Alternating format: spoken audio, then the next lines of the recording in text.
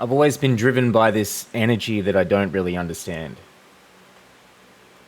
I never understood, I never was even aware in a sense that I was different. I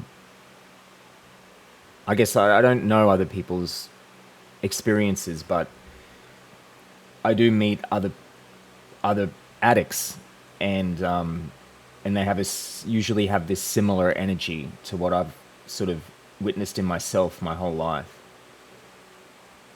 And when I look into history, a lot of the greatest artists and geniuses and innovators and stuff, it seems like they were driven by a similar thing. We have a lot of labels for this energy now, things like, you know, the autism spectrum and ADHD and whatever else. This stuff, when I was younger, we didn't really have those kind of labels as much. And so, therefore, I didn't really see anything wrong. Sometimes I think people can be diagnosed with something or seek answers and then find this diagnosis and believe that how they feel is wrong and it should be changed or fixed. But I can see with myself when I was younger and throughout history, they didn't really have those kind of issues with it. They were just sometimes considered unusual people.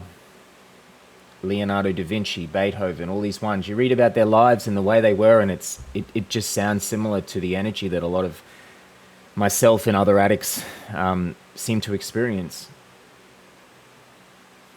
It's just that now we have a lot of addictive things. We have a society built on avoiding ourselves, built on avoiding who we are and how we feel by placing our attention onto other things or directly changing it with chemicals. A big part of our system relies on this, relies on us giving money for drinking, for substances, for supplements, for entertainment, for social media, whatever it is. All just different ways to direct our energy. And us as addicts are just directing our energy into drugs and substances.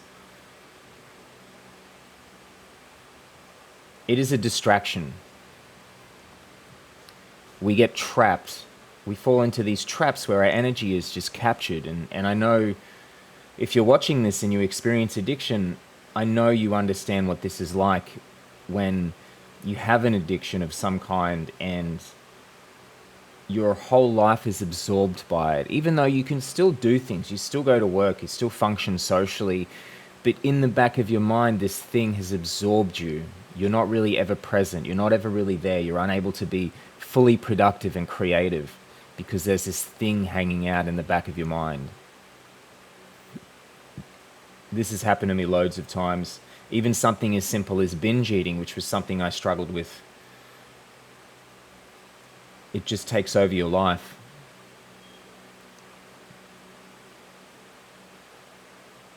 This energy that we have, it questions everything. It's relentless. It wants to know truth. It wants more. It wants something deeper out of life. This is what we were designed for. Enlightenment, discovery, creation, innovation. The addictive personality can be a gateway to some of the highest successes imaginable.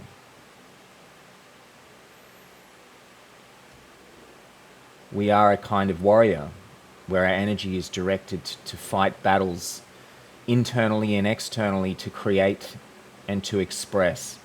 But we just get tricked. We get tricked in thinking that there are substances that will in any way fix something. But it never does, and you know that. Having addiction can teach you things about your health and yourself and your mind that other people just don't get to learn. It forces you to seek health and happiness and peace and different creative ways on a much deeper level to try to overcome these energetic issues. Once we do, the energy is freed and we can pursue a higher purpose. Maybe it's enlightenment, it could be money, it could be art, it could be family, it could be entrepreneurship, it could be anything.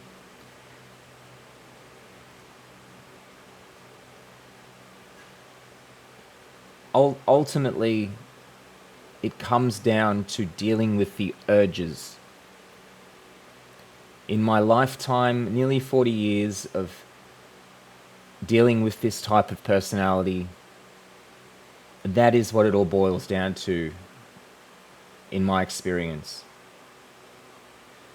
And dealing with these urges to take a drug, I mean, the only reason we get an urge to do an activity that is addictive or to do any drug or substance that is addictive is because we have done that thing recently.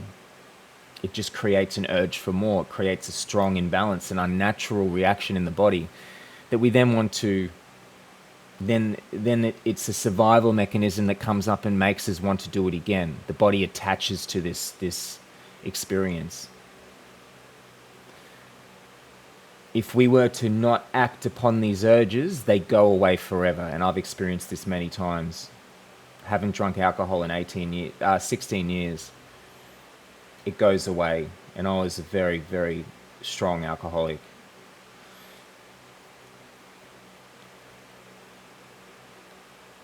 Dealing with these urges, it comes down to a kind of mindfulness, although I don't like that word because it's overused. Awareness, or a different way of seeing things where we are able to see these urges and thoughts come up and we just witness them. We don't allow them to make us emotional and we just watch them fade away. This is not who we are. These animalistic urges that come up want to kill us. They don't care about our health or safety. They don't care about our finances, our happiness, our future, our relationships. It just is a animalistic trigger that we've made faulty, comes up and it wants us to do that activity again that will kill us. We can rewire this, and we do it by not acting on it and just calmly witnessing as it comes up. In a book I read, Brain Over Binge, she says to witness it as just junk. You can stay relaxed. It's nothing. You can handle it. It's just a thought. It's just a movie that it's playing. It's just a sensation in the body that comes up and it says, oh, you should do this now, or you should take this drug, or you should binge eat, or you should do whatever it is. And it will give you reasons. It will give you movies. It will try to take you over. But this isn't you. This is a very animalistic part of who you are, part of you. But it's not you. Who you are is the consciousness. You are the awareness. You are able to sit through anything and be peaceful. This takes practice, but you can do it. When we just witness them and allow them to fall away, they get weaker and weaker after a few weeks, and after a few months they're gone. For me, it was about 6 months, I think, with alcohol that it went away forever. The only time it ever came back was when I did other substances, and they can cross each other. That's why it's a good idea to do no substance at all, nothing that triggers you. Even food, sugar, artificial foods. Get rid of all of it and free your energy. Practice mindfulness meditation, focusing on your breath. Focusing on self-control by sitting there for as long as you can without moving. Focusing on your breath, watching thoughts come up and letting them go. You can practice this skill.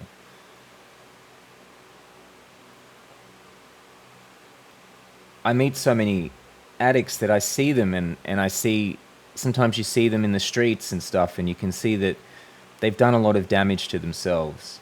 But you sense that energy there, the same energy that can do so much for yourself and for the world has just been misguided and they destroy themselves.